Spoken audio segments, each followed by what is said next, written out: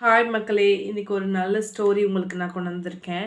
So, அந்த நம்பிக்கையோட நம்ம வீடியோ ஸ்டார்ட் பண்ணலாம். ஓகேங்களா? ஃபர்ஸ்ட் என்ன அப்படின்னு பார்த்தீங்கன்னா, ஒரு ஊர். ஓகேங்களா?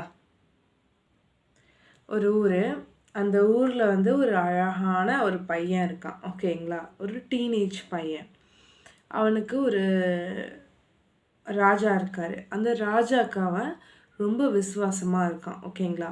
ஸோ அப்படி விசுவாசமா இருக்கும்போது என்ன ஆகுது அப்படின்னா, அந்த ராஜா ஒரு 10 மார்பிள்ஸ் வச்சிருக்காரு. பாதுகாக்கிறான், எல்லாமே செய்றான். அப்புறம் ராஜாவோட சொத்துக்களுக்கு போறான். இவன் தான் பொறுப்பு அப்படின்ற மாரி கதை போகுது. சரியா? ஸோ இந்த மாரி அவன் கஷ்டப்பட்டுட்டு அந்த ராஜாக்காக உழைச்சிட்டு இருக்கான். ஒரு நாள் கீழ அந்த மார்பிள் ஒண்ணு விழுகுது. நம்ம பார்த்துருப்போம் இல்லையா? சில சூப்பர் மார்க்கெட்ல சாக்லேட்ஸ்லாம் கல்லு மாரி இருக்கும்ல. ஸோ அந்த மாரி இவன் என்ன நெனச்சுக்கிறான் அப்படின்னா, இந்த மார்பிள் சாப்பிடுறது போல இருக்குன்னு எடுத்து சாப்பிட்டுர்றான்.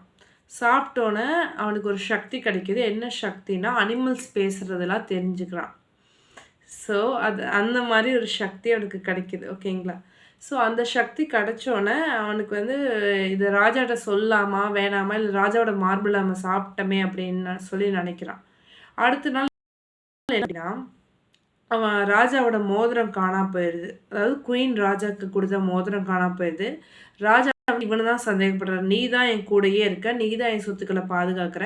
நீ தான் திருடி இருப்ப. நீ கொண்டு குடுக்கல அப்படின்னா, உன்ன கொன்றுவேன்" அப்படின்றாரு. இவனுக்கு தான் பேசுறது தெரிஞ்சிருமே, அனிமல்ஸ் பேசுறது. ஸோ, அதனால 2 டக்கு பேசிட்டுருக்கு. இந்த டக்கு பேசுறத பார்த்து, "நான் இன்னைக்கு ராணியோட ரிங்க முழுங்கிட்டேன்" அப்படின்னு சொல்லி அந்த டக்கு சொல்லுது. ஒரு பெண் டக்கு.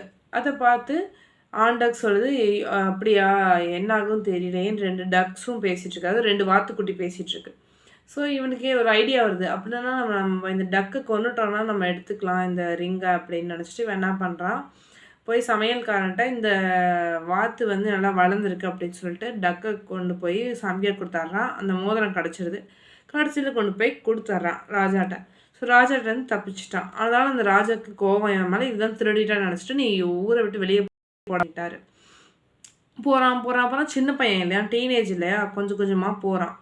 போறம்போது நெறைய உயிர்கள காப்பாத்துறான். ஒரு ஒரு கிளம்ப்சியா இருந்த ஆண்ட், அதாவது ஒரு கூட்டமா இருந்த எறும்புக காப்பாத்திர்றான். சரின்னு அது அது சொல்லுது, "ஒரு நாள் நான் உனக்கு உதவி பண்ணுவேன்" அப்படின்னு சொல்லுது. அதுக்கப்புறம் ரொம்ப பசிக்குது அவனுக்கு. என்ன பண்றதுன்னே தெரியல. ஸோ அவன் என்ன பண்றான், மீன வலைய போட்டு பிடிக்கிறான். அப்போ பார்த்தம்போது என்ன ஆகுது அப்படின்னா, கோல்டு ஃபிஷ் அவனுக்கு மாட்டிருது. அப்போ அவன் சொல்லுது, "என்ன தயவு செஞ்சு நீ வாழ விடு. நான் உனக்கு உதவி பண்றேன்" அப்படிங்குது.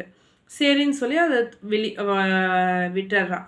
அதுக்கப்புறம் ஒரு ராஜ்யம் வருது. அந்த ராஜ்யத்தில இருக்க குயின் ரொம்ப அழகா இருப்பா. அ அந்த அழகான குயினுக்கு ஒரு அழகான பொண்ணு.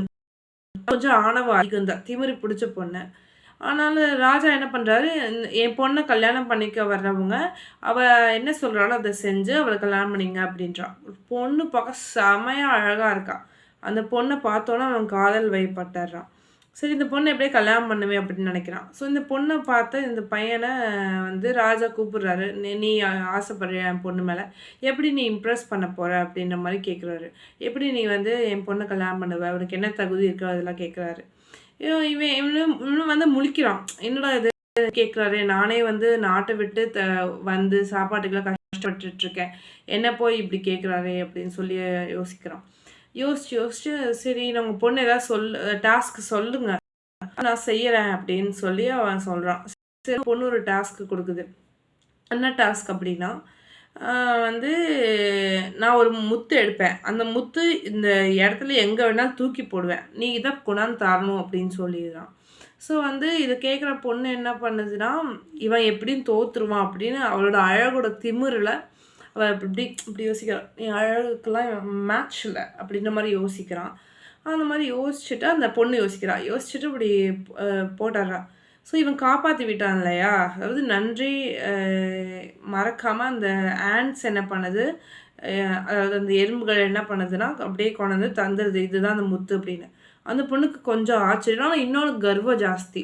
ஸோ அவளோட மோதிரம் முத்திரை மோதிரம் இருக்கும்ல, அதாவது அது சிம்பல் போட்டிருக்கும். அந்த மோதிரத்த கழட்டி இப்படி கடல்ல தூக்கி போடுறா. "இத எடுத்துட்டு வாடா பார்ப்போம்" அப்படின்னு சொல்லி சவால் விடுறா. இவனும் அந்த பொண்ணோட அந்த திமிரு தெரிஞ்சும், அவ அழகா இருக்கான்ற ஒரே காரணத்துக்காக, அவள இவன் காதலிக்க ஆரம்பிச்ச ஒரே காரணத்துக்காக, "சரி நான் எடுத்துட்டு வரேன்" அப்படின்னு போறான். இவன் காப்பாத்தி அந்த கோல்டு ஃபிஷ் 3ம் இந்த மோதிரத்த எடுத்து குடுக்குது. உடனே இந்த பொண்ணு பயங்கரமா இம்ப்ரெஸ் ஆயி, "என்ன இப்படி ஒருத்தன் இருக்கான்? இப்படி ஒருத்தன நான் பார்த்ததே இல்ல என் லைஃப்ல" அப்படின்னு சொல்லிட்டு கல்யாணமும் நடக்குது. அதுக்கப்புறம் குழந்தைகள் பிறக்குது. சந்தோஷமா வாழ்றாங்க. ஸோ இதுதாங்க இன்னைக்கான கதை. ஓகேங்களா? இந்த கதைய நான் எங்கேருந்து எடுத்தேன்னு நீங்க கண்டுபிடிங்க.